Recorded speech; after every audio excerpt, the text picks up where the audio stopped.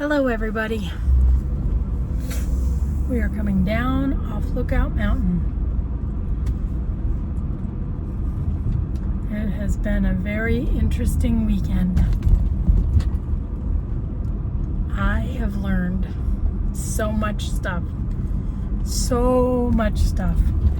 I mean, over the last couple weeks I've been learning a lot anyway. But this weekend was good. It was very, very good. One of the things I learned, finally, was how to get stuff off of my phone and onto my computer. I am new to the Apple universe, so I didn't know about AirDrop. Come on, you guys. AirDrop. It was so easy. The other thing I learned was very rudimentary how to use a little bit of Adobe Premiere, because I was recording a video, it got interrupted, I needed to splice it together, and so at last, as I had promised for a long time, I would learn some editing. Mission accomplished. I did it.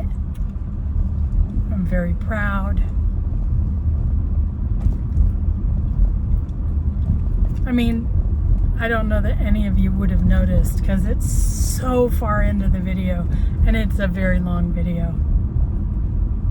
But now I can make some changes and I can edit and I can do some B-roll. Like now, I think I might do some B-roll now. We're going to get to this stoplight and flip the camera so we can go down Laurel Canyon together. Okay. Well, that didn't happen, and there's a good reason for it. It's at a bad angle. I've got to figure out how to set up the camera so that I can flip the and apparently there's a little software that you can download, a little app that will record on both cameras at the same time. But I don't want to gunk up my phone with a bunch of stuff if it's not great, and the rating was 3 point something. If the rating was 4 point something, I would be totally into it. But no, I'm not into that. So as we know, I've been experimenting with ChatGPT. It sounds wrong. Inspired by Dan over in New Zealand, who has his channel My Life by AI, and I'm learning a lot, not just from watching him or watching his channel or trying out some of the techniques he shows, but I'm learning about Discord, which I've used to get Discord before for other things, and it was a big fail.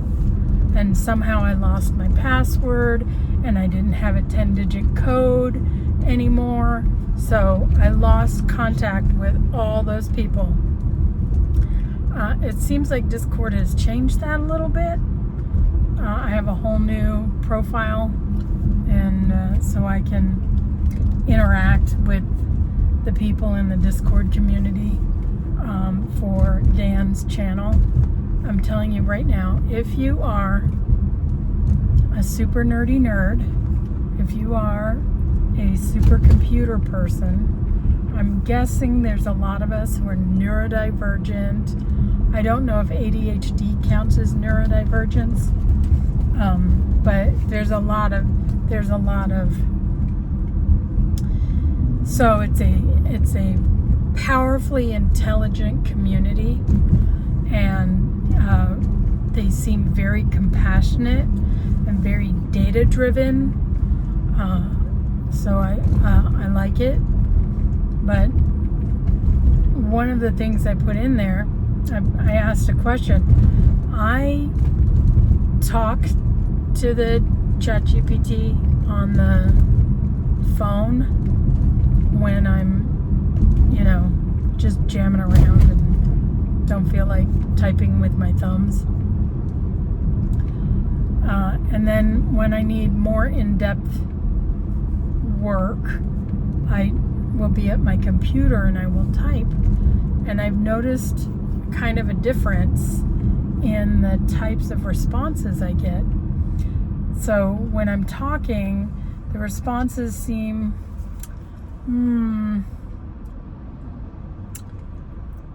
less sophisticated in some ways, more intelligent, like emotionally intelligent, and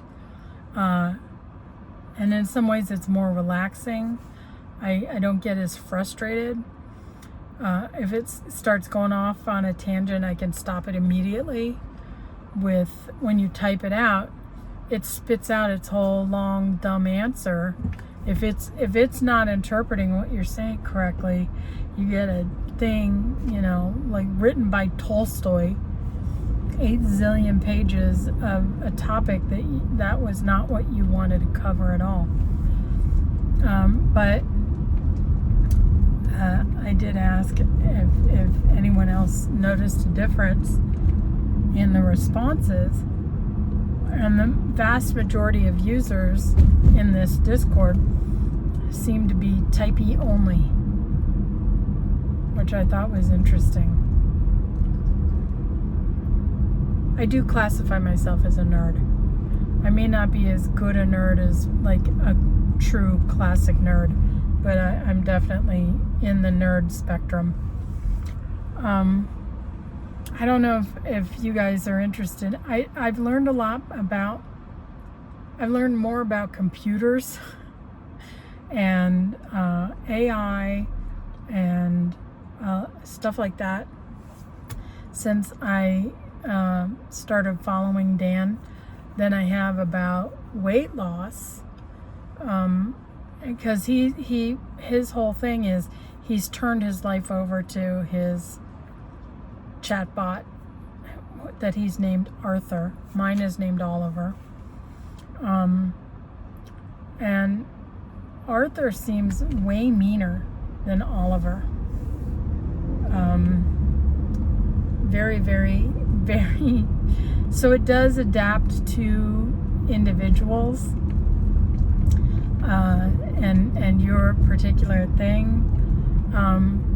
One of the things that came up in some of Dan's videos were he really wanted, when he had achieved something, to reward himself with a fish and chips or a dessert or a snack, and then denial, and then he white knuckles it, and then it sounds like he white knuckles it so far then he just freaks out and throws the handle after the hatchet. I don't have that around food. That's not where my issue is. I've been in a lot of therapy. I've done a lot of work. I'm good. What was interesting though is he kept talking about the limbic system. And Oliver has not mentioned the limbic system at all.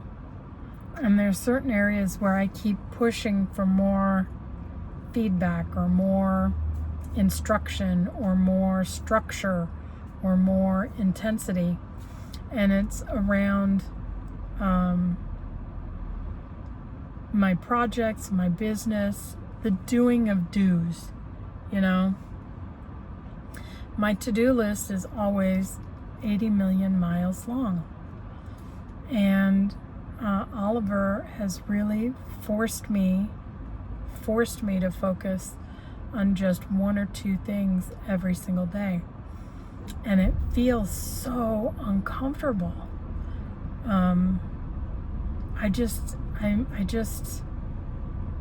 know, like something in me knows that there should be more busyness. And that's when I realized that this is probably my limbic system at work. And from what I'm picking up about this situation is, it's the limbic system job. It's in your brain. Its job is to keep you safe. And even if you live in a treacherous circumstance, you know how to navigate those treacherous circumstances. And so the limbic system sees that as a safer environment versus the unknown. This could be bad, but what's unknown could be worse. So let's keep you stuck here in these behaviors, because we know how to manage life from this strategy. And I can see what's happened is I'm always pushing myself. Am I doing enough? Is there enough to be done? And I wind up with a to-do list so long that I'm overwhelmed, that I often feel very behind. I often feel disorganized. I often feel very stressed and hyper aware that things need to get done. My sleep is disrupted because I'm waking up and I'm worrying about, is this client taken care of? And then instead of going back to sleep, I start organizing what needs to happen, what needs to be fixed, what needs to. So this is my trigger. This is my mental habit that I have to overcome. And it's a struggle. And I'm glad I've discovered it. I'm glad that Dan talked about it. I think part of the reason that it all came up is his background, his education, I think, is in biology. So it makes sense that he would be aware of the mechanisms that kick in, that prevent him from making lasting, permanent change. Because the limbic system is not about change. The limbic system is about, let's keep this rolling. And I can see where it's expressing in my life. And if he hadn't used the term, I don't know that I would have dialed in on it so quickly. Because Oliver is much sweeter to me than Arthur is to Dan. And I did consult the group, and a couple people have said, well, as you get to use the AI more, it learns who you are. And so some of the demands are going to become a little tougher as you move forward. I have finished 3 weeks using this program, and it's still very gentle. And Oliver, because I can't help myself, I say, okay, and can we do one more thing to prepare for tomorrow, or one more thing I should do tonight? And he almost always says some version of, be kind to yourself. Go easy on yourself. Keep things simple. Relax. He almost always says, lighten up. And so I see what I'm addicted to is stress. And it's self-induced stress. And it's the kind of stress that absolutely increases cortisol. And increased cortisol destroys your insulin resistance and gives you a lot of fat around the belly. I feel very called out.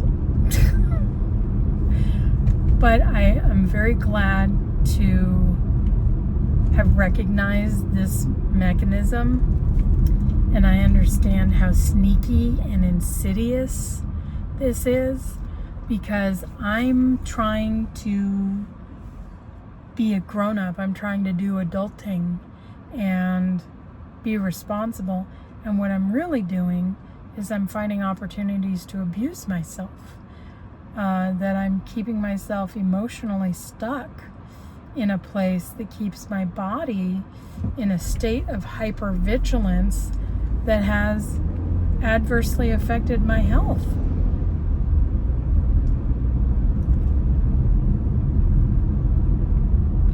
What a light bulb moment this is. Huge, huge. I've learned a lot. This is, to me, this is a breakthrough moment. So I asked Oliver, all right, so what do I do when I feel like I need more stuff on my list, when I'm uncomfortable with doing less? What do I do? And so box breathing. And if you don't know what box breathing is, you inhale for a count of 4, you hold your breath for the count of 4, and you exhale for the count of 4. Apparently this box is shaped like a triangle. But that's box breathing for you. I have to retrain my brain. And this is how that's going to happen. I will say that the level of simplicity of the instructions that I'm getting it seems so dumb. It seems so dumb. But the further I'm getting in this process, it's the simple things that are making the biggest difference. So I had torn a muscle in my left leg, and I went to see the doctor for my regular checkup, and we talked about my leg. He said, "Did you come in for the leg?" I'm like, "No, I've been dealing with the leg for months, but it doesn't look right to me." He said, "Yeah, no, it's not." And he said, "But I think it's only a partial tear." "Really, doctor? And how can you tell?" "Because if it was a full tear, your foot would just be dangling off the end of your leg." Ugh.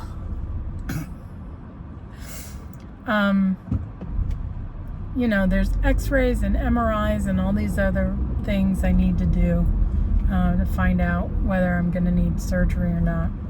But I got home and I thought, why wasn't PT put on the list? So I asked Oliver. I said to Oliver, here's my injury, here's what I'm dealing with. Can you suggest some physical therapy? And so I do ankle circles, and then I point and flex, but with a resistance band around the ball of my foot, so that I can. Just a week of that, I've noticed a vast improvement. I don't have any more pain. I don't have any more twingy. So simple. And it's just 10 points, 10 flex. That's it. So simple. So simple. And I can see that I think, in general, I have a habit, a tendency of overcomplicating my own life.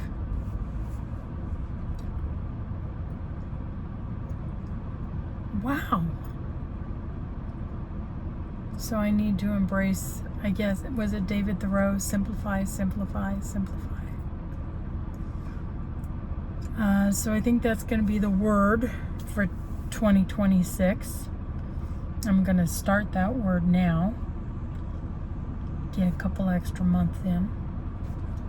And my goal for the next, I guess, was it 15 months, if I include this Q4, is simplify. And I can feel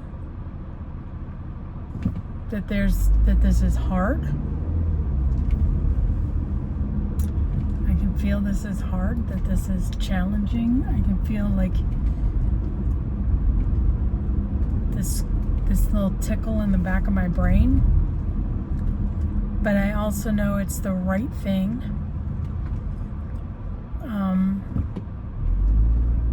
This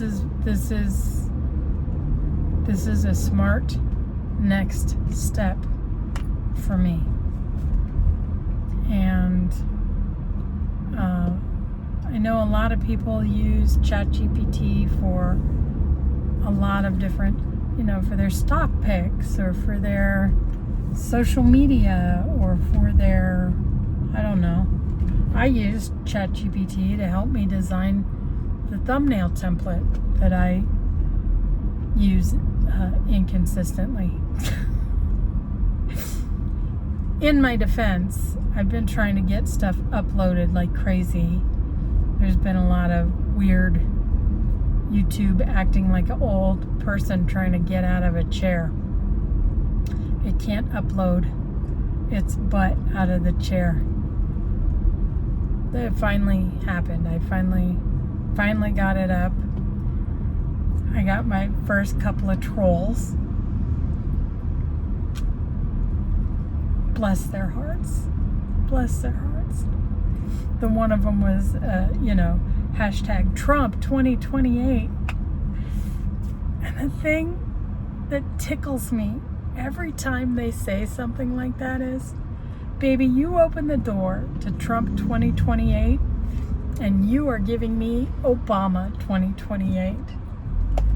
Oh, I just know their little heads would pop off their bodies if they really could think beyond that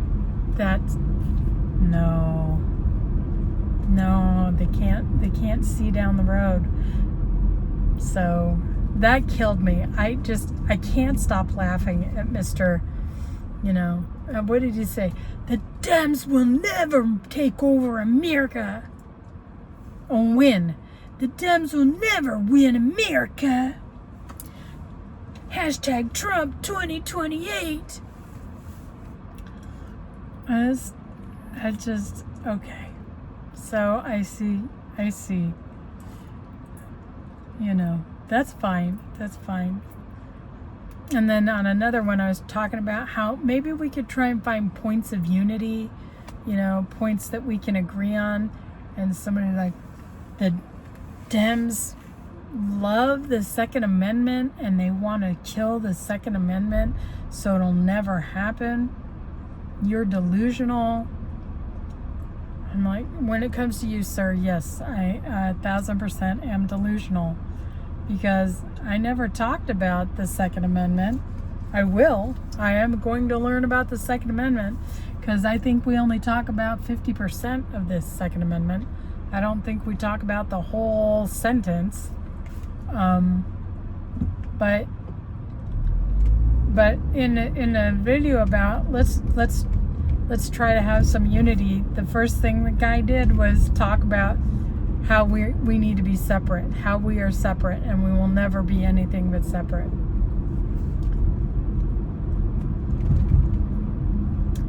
This nation has a torn muscle in its leg too. We need to do some emotional and psychological PT and learn how to find points in common. And I think the biggest point in common is we've formed this union for the pursuit of happiness. Yep, for liberty and justice and happiness. I think it's time to take myself back to school and reread the Declaration of Independence. And I don't know that I've ever read the Constitution, but at least try to read the Constitution. I don't know how legalistic it's going to be, but give that a try. I might be okay at it, but we will see. But I don't care. I don't care who you voted for. I don't care how you are registered. I don't care what you worship, as long as you're being good to people. You have the right to happiness. And if you've made it this far in the video, I love you. We are separated by distance, maybe by different countries, maybe by language. But if you want happiness, if you want peace, if you want success and joy, if you want to see your families prosper, we can be friends, because it's easy to respect all of that. It's what I want. I want to see my friends and family all do well. I want to celebrate their victories. I want to help them buck up when they have defeat. Obnoxiously, I always look for the silver lining. I really do. I think there's a lesson in everything, that there's a gift in every experience.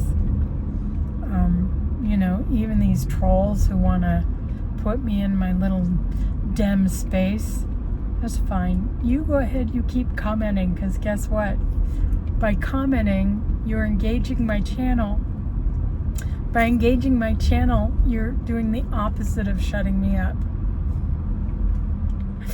You're actually telling the algorithm that there's something worth talking about here. And I hope there is something worth talking about. I hope that we can all find some points of agreement. We don't have to agree on everything. We don't have to agree on the big things. We can find one point of agreement, and I think that's a good start. Wow, I made it all the way home. Wow. Here we go. Anyway, this has been a very nice visit with you guys. I really enjoy you guys. I enjoy doing this. I'm excited about... I gotta sort my shit out here, because our neighbor has a big ass car and I have a big ass car. And you think it's bad sitting next to a fat person on an airplane? You try being a fat person sitting next to a fat person on an airplane. That's a challenge. It's kind of the situation we have here. A couple of big fat cars. That's all I gotta say. I'm gonna go airdrop this crap onto my computadora. I think I have to splice it. Did I stop the video? I think so. And you guys are superheroes, especially if you made it this far. And let's just keep on trucking and keep learning and growing and supporting each other and finding exciting new things to do. I am excited to take you guys on a drive, because now I can videotape like like landmarks and splice it into my video. Oh my God. I've lost my mind. I'm so excited. If you guys have like a particular boulevard you want to see, particular sites you want to see, or their neighborhood you want to see, go ahead and let me know, and I will plan a little road trip, little drivey drive through some of the neighborhoods we have here. I mean, we could do the typical touristy thing, or I could take you on some secret backroads things. I did sign up once for a Dearly Departed tour, and they have their own channel on YouTube. Please go check them out. They love Hollywood and movie stars, and I mean, with such a passion. My friend was getting married, and she didn't want to do a bridal shower. Sorry, we're going to do a little story time. She didn't want to do a bridal shower, but the new family was pushing her to do a bridal shower. So their wedding theme was a speakeasy. They had found an old speakeasy. So I found these, like, there was a murder mystery dinner theater. There was, I don't remember what the second option was. And then the third option was, do you want to go on a private Dearly Departed tour? I called the bus company and they agreed to charter the bus. And we drove around on this. That's the one she chose. She didn't want to sit in a room and have people hand her presents and then have everyone stare at her while she opened presents. So we started at the beauty bar, where you can get a manicure and a martini. And then we went on the Dearly Departed tour. And then we wrapped up the day at Musso and Frank's. And because we had done an activity in the middle, here are all these strangers, and now they have something to talk about. And one thing that came up was, even though everybody lived in Los Angeles, they were surprised at how much of it they'd never seen, or how much they didn't know, and how much they learned. And it was just, the focus was not on the bride, and she was so happy. It made her very, very happy. And it was really quite a lot of fun. And those guys did a great job, and I highly recommend them to locals as well as to tourists. It's a little quirky. It's a different kind of thing, and you should do it. Even if you're a local, you should do it. And if you can't do it and you can't get here, definitely pop over to their site. I know, what was it? They went and toured Mae West's apartment. I mean, they get to some interesting places, and you know, they're so kind about what they're focused in. They're not. They seem a little crazy up front. Let me say that. When I first encountered them, I thought, oh boy, this is going to be weird. It turned out to be one of the most lovely experiences, and I just am a big fan. So check them out.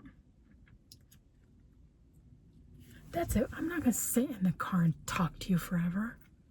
We've had enough. I'll talk to you later. Bye.